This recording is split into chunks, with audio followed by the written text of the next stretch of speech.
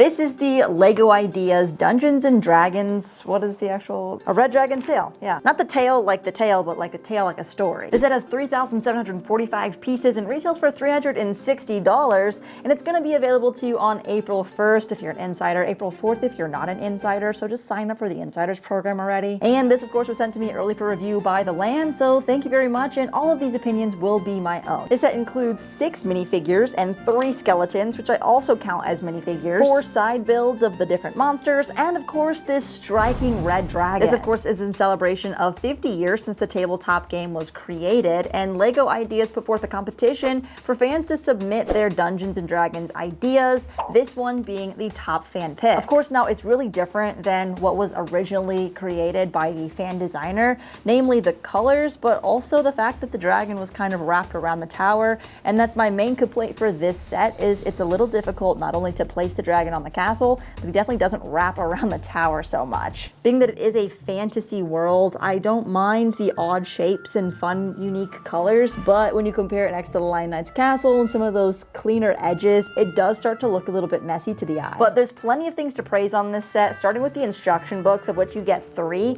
and the fact that there's actually artwork on them. I have been griping about white cover instruction manuals since they started implementing them, like a year or 2 ago, and the fact that these are artwork pieces is really nice. The build starts out with the inn, progresses onto this landscape and bridge, and then finishes off with the witch's tower, and lastly the dragon. And where I'd like to complain and say, oh, but there's no place to hold the dice, the 20-sided dice are such an important part of Dungeons and Dragons, way ahead of you. See, this gift with purchase is probably going to be available for a period of time when you buy the set. It's a mimic chest, and it perfectly holds several of those 20-sided die. I myself don't have any because I've never actually played D&D, but for those of you who have, I think you'll find this handy. Furthermore, for 2,700 points in the reward center, you can get this guide, which has some very nice artwork on the front cover, but more importantly, it has character information so that you can see what the skill sets are of the various heroes and villains. There's also a section for notes in the back. I don't know if you'd actually use that for notes. You'd probably just print out some character sheets and give that to your game master. On the topic of characters, we have a dwarf cleric who can be either male or female, and fun fact, even female dwarves have beards. Next up is the elf wizard. I really love this hairpiece with the dual molded elf ears. And for accessories, not only do you have these cool pointy shoulder pads, but you've got a wand and a spell book. And inside the spell book is just one of many 1x2 tiles that are printed. Then we have the gnome fighter, who also has a dual molded hair and earpiece. Again, 2 different face prints and a couple of different accessories between a long and short sword.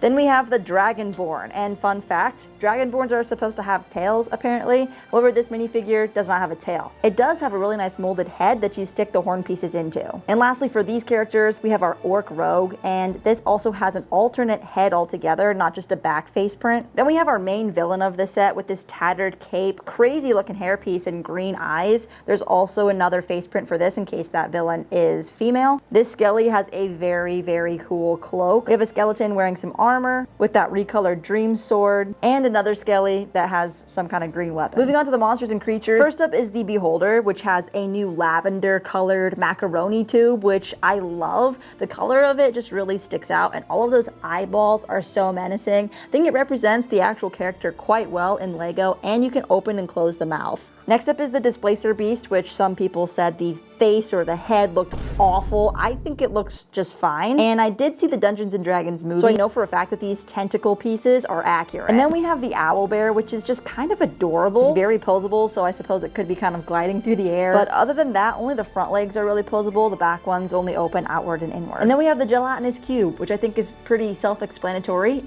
It dissolves anything inside of it, or almost anything inside of it. And this is just a perfect representation in LEGO. And last but certainly not least is the Cinder Howl dragon with new fabric pieces for the wings and a recolor of that mnemonic T piece to hold them in place. And I love all of the ball joints in the tail, which makes it very posable. I know some people were complaining about the posability since the front arms only move forward and backwards, and the back legs, although they're on ball joints, really don't move much at all, which means that placing it on the ground is a little bit awkward, but I think placing it on top of the bridge is a little bit difficult. The head is pretty movable, although the mouth does not open and close close very much. It uses this like broom piece on the horns, and the horns in the front also cover up a very small printed wedge plate for the eyes. You can pull out these smaller wing pieces too to make him look a little bit more frilled up. And I know that people love molded dragons and such, but comparing this even to the one that came in the Gringotts set, this one is way bigger. Now with the main build, it comes off in 3 different sections for the 3 different instruction books, and we'll start with the Tavern. They're modular, so this second story will come off really easily.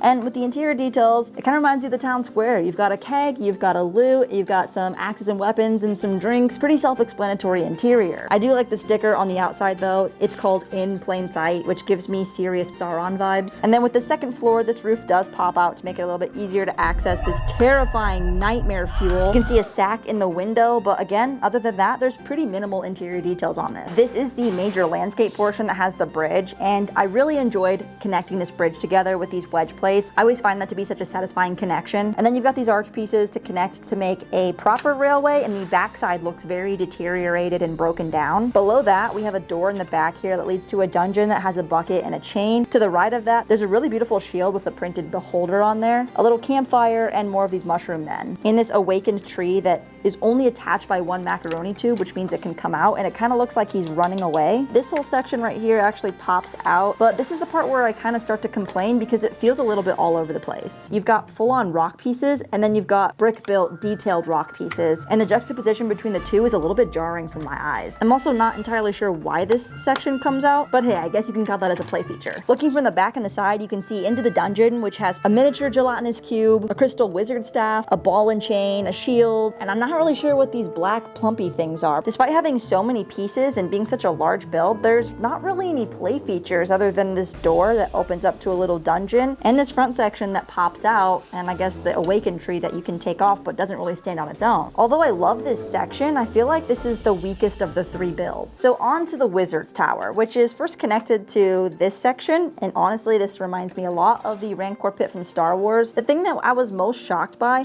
was the use of this spiral staircase piece, which you see in like princess sets and old Harry Potter sets. It is connected on top so that it doesn't open and close, but this is awfully barren. The bottom has some of these pink leaves, which I don't know if they're supposed to be gooey or something. They definitely seem poisonous. And there's this axe piece, which seems like it's unfinished, so that when they walk through the door, the axe would fall, like, haha, get pranked. But it's just left there kind of loose, which I don't totally get, and I'm questioning if I built this properly. If you go up the stairs, it leads directly up into the Witch's Tower. I'm honestly so confused as to which way this goes on. Starting with the one and only true play feature of this entire set, which if you grab this key and try to pull it out to unlock the door, the trap door falls through. However, it's not one of those doors like in the town square that the key actually fits through, so that feels a little out of place. There's a really cool build for something important that is this green orb. I don't know what this is, let me know in the comments, all you D&D fans out there. But then here we see more of this sideways built staring, which I think looks fantastic. I love it, and I wish the entire set were as detailed as that. Inside, you have some really nice details from a cauldron, crystals, ominous candles, and a couple more of those 1x2 printed tiles. Up top is, I think, the dragon's egg surrounded by some green flames, which is also kind of scary, and another flag on the top. The architecture does a good job of showing that this is a somewhat dilapidated castle, with some of the symmetry being a bit broken, and I think I look for symmetry, and that's why I think it looks weird. For as large as this set is, it's not that hard to summarize all the details in it, and I think to really get into more detail, it would be to create your own story by giving your characters their own strengths and weaknesses. There's also a downloadable exclusive adventure that I haven't even checked out yet, so I'm curious to know your guys' thoughts on the set, if you're planning on picking this one up April 1st, and of course what you think of these additional promos. I almost wish that you could get this dragon just on its own, say maybe $60. It would probably honestly cost more than that, but I think that D&D fans overall are going to really enjoy this, and even Castle fans. I'm sorry that it's behind yet another massive paywall, but I know that I'll be displaying this next to my Lion Knight's castle and my medieval town square. And that is going to wrap it up for this review. Make sure to hit the like button on this video so that more people can find the second channel, and stay tuned for more reviews like this one.